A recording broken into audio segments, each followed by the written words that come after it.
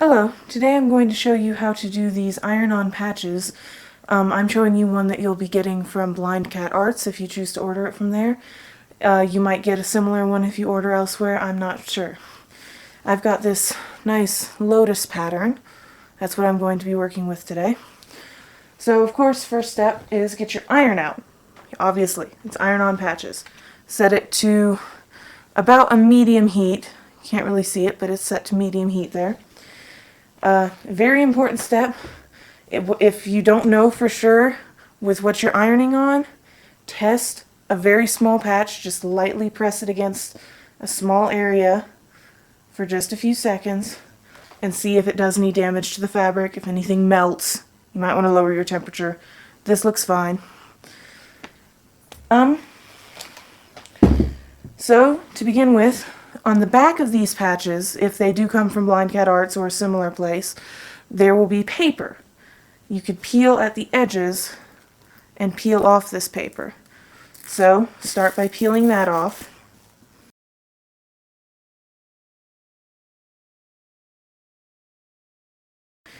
When you finish that, you will just have this slightly sticky, clear, shiny backing. That's the glue. In this case, heat and bond. Position it where you want it. I've got a towel underneath in between the layers of this bag so that I don't heat up too much, just in case. Position it exactly where you want it. Get your iron in one hand. Hold on to the other side of it with your other hand very carefully and just push down and slowly drag the iron along it, just so that it's only touching for a few seconds on each part. Drag it around and hit the other side. Now, that's just to get it initially adhered. What you may have to do, what I've noticed I have to do, is press the iron across the entire pattern and put a lot of pressure on it and hold it there for at least 10 seconds or so, maybe less depending on what kind of fabric you're using. If your fabric melts or burns easily, definitely lower the time. That's why you test it to begin with. Alright, now, depending on what you're doing, if you're adhering it to some kind of shirt, you may be able to easily flip it over and heat it from the back side. I highly recommend that. If you can't, just give it a few extra runs on the top layer, one or two, lots of pressure, and get it on both sides.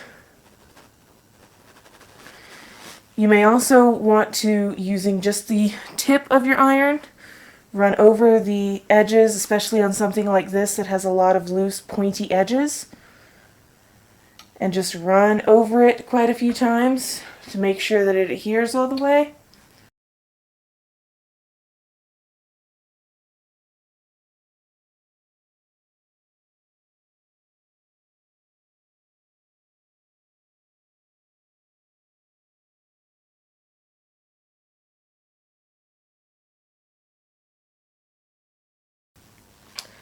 Now, here's the most important step that you can possibly do aside from applying pressure. Let it cool completely before you go throwing it around and messing with it. It will come loose very quickly if you do not let it cool 100%. And there you have it. Once you're finished ironing it and it has cooled 100%, completely cooled to the touch as though any part that you hadn't ironed, they have to be equal in temperature, you will be done. Fair warning, if you are adhering this to clothing, it is a bit firm. It is a bit firmer than the rest of this fabric, but it's not too bad. As you can see, still quite flexible.